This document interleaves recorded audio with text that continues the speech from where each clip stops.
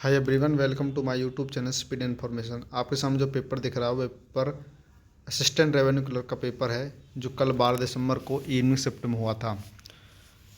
और जो assistant revenue clerk के बारे में बता देता हूँ, ये कैनल पटवारी से ऊपर की पोस्ट होती है। मतलब जो कैनल पटवारी का अगला प्रमोशन होगा वो असिस्टेंट रेवेन्यू क्लर्क का ही होगा। ये 2400 ग्रेड की पोस्ट है। 50 इसमें पोस्ट थी, 50। और इसमें 40,000 बच्चों ने आवेदन किया था, जिसमें से केवल 25% बच्चे ही पेपर देने आए थे। मतलब 10,000 बच्चे इसमें पेपर देने आए थे। इस पेपर की खास बात बता देता हूँ। इसमें भी एचएसएससी ने आश्चर्यजनक सरप्राइज़ करने वाली बात ये दी है कि इसमें भी पेपर का पैटर्न उल्टा सुल्टा दे दिया है। एक तो इसमें 5 ऑप्शन हैं, तो ये एक बिल्कुल आश्चर्यजनक बात है। ये इससे पहले इन्होंने एक एएलएम का पेपर हुआ था, उसमें भी इन्होंने यही काम किया था, 5 ऑप्शन दिए थे। और एक नई बात और बता देता हूँ इस पेपर में कि इसमें होना क्या था कि 24 से 25 क्वेश्चन पोस्ट लीवेंट आने थे, बट इसमें एक भी क्वेश्चन पोस्ट लीवेंट के नाम में बिल्कुल भी नहीं आए, जिसकी बच्चों ने काफ़ी ज़्यादा तैयारी करी थी। नहर से रिलेटेड सिंचाई विभाग का मतलब ये पेपर है। असिस्टेंट रेवेन्यू क्लर्क सिंचाई विभाग में लगते हैं, आपको पता है। कैनाल पटवारी भी सिंचाई विभाग में लगेंगे। तो बच्चे क्या गया था, सिंचाई विभाग से रिलेटेड अच्छा खासा उसको पढ़ के गए थे कि भाई 24 से 25 क्वेश्चन उसके आएंगे, बट इसमें एक भी क्वेश्चन आपको नहर के नाम का शब्द भी नहीं मिलेगा। तो ये बच्चों के सामने एक आश्चर्यजनक बात थी। ये किस तरीके का मतलब पेपर आ गया भाई, इसमें तो हम पढ़ के तो भाई नहर से रिलेटेड आए थे, भाई 24-25 क्वेश्चन आएंगे पोस्ट डिपेंडिंग पर, इसमें एक भी क्वेश्चन नहीं आया। तो एचएसएससी का कोई भरोसा नहीं है, कहाँ से पेपर बनाते कैसे बनाते कुछ नहीं भरोसा। तो कहने का मतलब इसमें तो भाई ऑलराउंडर चाहिए एचएसएससी में। तो बाकी अब पेपर का डिस्कस कर लेते हैं। तो इसमें क्या क्या क्वेश्चन आए हुए हैं। तो तो ये आपके सामने जो क्वेश्चन है, ये मैथ का प्रॉफिट एंड लॉस से एक क्वेश्चन ये आया हुआ है। बाकी ये क्वेश्चन 59 है, ये हरियाणा से हैं।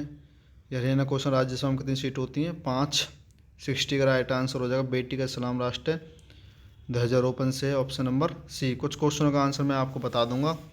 और जैसे 61 है ये क्वेश्चन है आपका, ये आपका टाइम एंड वर्क से दिया हुआ है। 62 ज्योग्राफी से दिया हुआ है। 63 इसका राइट आंसर है आपका। ए पॉपुलर चैट सर्विसेज कॉल्ड क्या होगा? Option number D, internet relay chat. 64 का ऑप्शन नंबर डी आंसर दिया हुआ है इसका। 34 संख्या पाई क्या है? ऑप्शन नंबर डी एक अपरिमेय संख्या है। ये आपका ये क्वेश्चन 36 इसको भी आप कर लोगे। 37, 38 का राइट आंसर इसका है आपका। सी या डी में से आपको एक मिलेगा इसका, इटली या जर्मनी में से। 39 ये आप प्रीवियस पेपर रिपीटेशन है, पानीपत है इसका आंसर। 27 का इसका राइट आंसर नाडा साहिब हो जाएगा। तो इस टाइप के इसमें पेपर में क्वेश्चन आए हुए हैं। और 31 को आपको करके देखना है, थोड़ा कन्फ्यूजन सा है इसमें। बाकी मैं इसका राइट आंसर बता देता हूँ, ऑप्शन नंबर ए 27। और इसको भी देखना है 32, इस वाले क्वेश्चन को, इसका राइट आंसर क्या होगा। बाकी सब इसमें जी जी सा दिया हुआ ज़्यादा। और इसमें इकोनॉमिक्स से 5 क्वेश्चन आए हैं।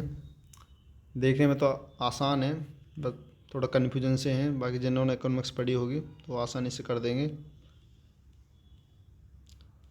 और क्वेश्चन नंबर 16, हर्षवर्धन ने भारत में राजधानी कहाँ बनाया था? तो कुरुक्षेत्र में बनाई थी, कुरुक्षेत्र के थानेसर में। बट इसमें ऑप्शन में थानेसर कहीं दूर दूर तक भी नहीं है, तो इसका राइट आंसर ऑप्शन नंबर ई हो जाएगा। और अगला क्वेश्चन है, हरियाणा गिद्ध किसे कहा जाता है? ऑप्शन नंबर डी, घूमर नृत्य को कहा जाता है। और बाकी क्वेश्चन आप ये देख लीजिए। क्वेश्चन नंबर 20, इसको भी आपको एक बार करके देख लेना है। तो इसका राइट आंसर बता देते हैं, ऑप्शन नंबर ए है इसका, 12 है। और के चलते हैं, इसमें साइंस क्वेश्चन भी दिए हुए हैं। ये आपका क्वेश्चन 74, ये क्वेश्चन आपका इकोनॉमिक्स का क्वेश्चन है। इसका राइट आंसर हो जाएगा option number C, T R is maximum. Question number 76, इसको भी आप ये अलजेब्रा का कह लो या आप इसको सिंप्लीफिकेशन का कह लो, तो इसका राइट आंसर है ऑप्शन नंबर सी, 4। इसकी और आगे देख लेते हैं। 78 का अमोनिया प्लांट कहाँ, आपको पता होगा, पानीपत में है। सुभाष चंद्र बोस ने क्या वो दिया था, किसको समर्पित किया था? समर्पित इसका है जय हिंद को किया था। क्वेश्चन नंबर 44, हरियाणा पर्यावरण संरक्षण एवं शोध समिति का गठन कहाँ हुआ था? तो इसका हुआ था Charkhi Dadri. National statics day कब मनाया जाता है? 29 जून को मनाया जाता है। और जो 89 है आप उसको करके देखना। इसका राइट आंसर बता भी देता हूँ, ऑप्शन नंबर B4 आएगा इसका। अच्छे से पढ़ना, आसान है, हो जाएगा आराम से। 90 भी जी है बिल्कुल यहाँ का। और क्वेश्चन नंबर 1 और 2 ये इसमें से पहले कथा है इनमें से सभी। और किन्निंग ऑफ हरियाणा नाम से वृक्षारोपण की व्यापक योजना कब शुरू की गई थी? 1989-90 में। तो क्वेश्चन नंबर 3 का इसका आंसर है हिसार शहर किसने बसाया? फिरोज शाह तुगलक ने। और क्वेश्चन नंबर 7 इसका राइट आंसर हो जाएगा। 6 भागों में प्रशासनिक सुविधा के लिए हरियाणा को बांटा गया था। और बाकी इसमें हिंदी भी ठीक है। जैसे क्वेश्चन नंबर 54 दे रखा है, बाल का स्त्रीलिंग क्या होगा? तो बालिका होगा, ऑप्शन नंबर A। और क्वेश्चन नंबर 15 सघन का विलोम होगा विरल, ऑप्शन नंबर B। और इंग्लिश का देख लेते हैं। क्वेश्चन नंबर 52 किस टाइप की इंग्लिश आई हुई है? एक्टिव पैसिव वॉइस दिए हुए हैं।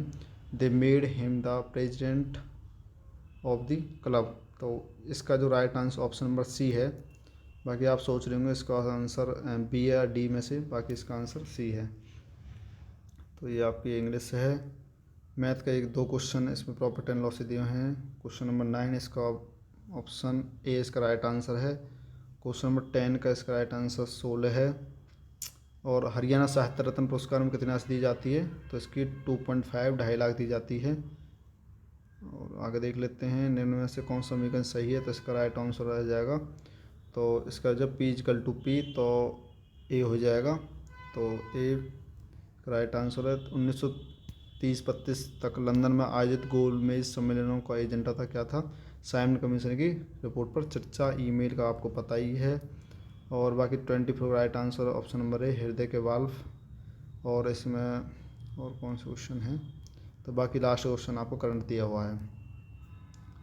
तो आपको देख लीजिए, इसमें कहीं भी नहरी पटवा, इसमें नहर से रिलेटेड और सिंचाई विभाग से रिलेटेड एक भी क्वेश्चन देखने को बिल्कुल नहीं मिला है। बच्चे अच्छी खासी तैयारी कर गए थे इसकी, बाकी कुछ भी नहीं मिला। और आने वाले टाइम में पटवारी का पेपर भी आने वाला है, तो देखते हैं उसमें क्या चमत्कार दिखाती है HSSC। हम क्या पढ़ के जाएंगे उस पेपर में, क्या देखने को मिलेगा, क्योंकि ये तो HSSC का काम है सरप्राइज़ करना बच्चों को। हर बार कुछ ना कुछ नया ज़रूर देती है HSSC, ये आप मान लेना। हरियाणा का पेपर क्लियर करने के लिए ऑलराउंडर चाहिए। ऑलराउंडर मतलब आपके सारे सब्जेक्ट स्ट्रांग होने चाहिए। उनमें से स्ट्रांग में जैसे बता देता हूँ, अगर आपको करने हैं तो जैसे मैथ, रीजनिंग हो गया आपका, क्योंकि मैथ का जो अब लेवल है अर्थमेटिक एडवांस ही आ रहा, तो मतलब हार्ड NCERT बेस नहीं आ रहा। तो अब मैं इसलिए बोल सक रहा हूँ कि अब आप मैं तो कर सकते हो, रीजनिंग भी आसान ही आती है। और आपकी हरियाणा GK में स्कोरिंग जैसे 22 क्वेश्चन आते हैं, उसमें से एक भी नंबर नहीं कटना चाहिए। हिंदी में बिल्कुल नंबर नहीं कटना चाहिए। इंग्लिश थोड़ी बच्चों कमज़ोर होती है, तो उसमें जैसे 5 क्वेश्चन आते हैं, उसमें कम से कम 2 या 3 क्वेश्चन ऑन एवरेज बननी चाहिए, क्वेश्चन ठीक होने चाहिए। कंप्यूटर भी आजकल बिल्कुल वही फंडामेंटल कंप्यूटर आ रहा है, बेसिक सा MS एक्सेल वाला पूछ रहा है, तो इनपुट आउटपुट तो तकरीबन जैसे 10 क्वेश्चन 9 क्वेश्चन आ रहे हैं, 8-9 आ रहे हैं, तो उसमें से ऑन एवरेज 6 क्वेश्चन तो कम से कम ठीक होने चाहिए, क्योंकि अब उस टाइप का पेपर नहीं आ रहे। जैसे आपके क्लर्क में पूछ ली थी, क्लर्क में जो पूछा, क्या पूछा था कि कंप्यूटर जो लेवल था वो बिल्कुल जैसे MSc का सा लेवल था, पता नहीं क्या क्या उसमें पूछ लिया था। तो अब इस बार ऐसा कुछ भी नहीं पूछ रहे हैं। बिल्कुल जो SSC की जो तैयारी कर रहे हैं बच्चे, उनको पता है कि अब इस पेपर का जो लेवल है बिल्कुल आसान है, क्योंकि SSC वाले क्या करते हैं, मैथ पढ़ते हैं, रीजनिंग और GK और इंग्लिश, क्योंकि 4 सब्जेक्ट उनके स्ट्रांग होते हैं, तो अब उनको इस पेपर देने में कोई कठिनाई नहीं होगी। क्योंकि पहले उन्हें दिक्कत ये होती थी कि क्योंकि पहले NCERT बिट 11-12 का पूछ लेते थे, तो वो पढ़ते थे अर्थमेटिक एडवांस, तो उधर ही फेल हो जाते थे। तो होगा क्या भाई, उनका तो पहले अर्थमेटिक एडवांस क्लियर है, और हरियाणा अर्थमेटिक एडवांस में पूरा जोर दे रही है। तो यही क्वेश्चन हर बार पेपर में आपको देखने को मिल रहे हैं जब से HSSC की एजेंसी चेंज हुई है। तो कहने का मतलब ये है कि अगर तैयारी करनी है तो आपका मैथ, हरियाणा GK हिंदी और इंग्लिश में कम से कम एवरेज मान के चलो 2 से 3 क्वेश्चन सही होने चाहिए आपके। और रीजनिंग ये सारी तो अच्छे खासे क्लियर होनी चाहिए। बाकी साइंस का देखो कोई भरोसा है नहीं, कंप्यूटर का भी ज़्यादा को मान के चलो नहीं है भरोसा। तो बाकी ऑन स्कोरिंग मार्क्स बन जाएंगे अच्छे खासे का। जिस किसी के जो मैंने सब्जेक्ट बताए मैथ, रीजनिंग, हरियाणा जी के आपकी होगी, और आपकी हिंदी होगी, और इंग्लिश में 2 से 3 क्वेश्चन सही हो गए आपके। और बाकी करंट वगैरह का तो देखो कोई भरोसा नहीं है, कहाँ से कुछ दे दे, तो एक अथाह सागर है। जो आपने पढ़ा वो आ गया तो आपको लक हो, मतलब अच्छी लक है आपका। और बाकी अगर इतना भी कर लोगे तो 60+ आपके आराम से बन जाएंगे, अगर आपके 3-4 चीज़ जो सब्जेक्ट में अच्छे खासे होंगे तो। बाकी देखते हैं पटवारी में क्या चमत्कार देखने को मिलता है। बाकी आप इतने सब्जेक्ट जो मैंने बताए हैं, मैथ हो गया आपका, रीजनिंग हो गया, हरियाणा जी के हो गई आपकी, हिंदी हो गया, और कंप्यूटर के भाई बिल्कुल बेसिक से तक कर ही लेना, क्योंकि ये तो सब पे ही आता है। ये नहीं है बिल्कुल कंप्यूटर नहीं करना, तो बेसिक सा तो आप पे आना ही चाहिए बिल्कुल।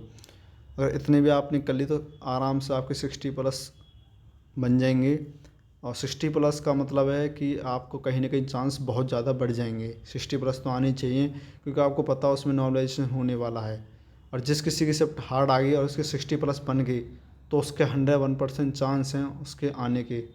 तो आप तैयारी इस हिसाब से करिए जिस हिसाब से मैंने आपको बताया है। बाकी देखते हैं आगे क्या होता है। अगर वीडियो अच्छी लगी प्लीज़ लाइक एंड सब्सक्राइब जरूर करें। Thank you.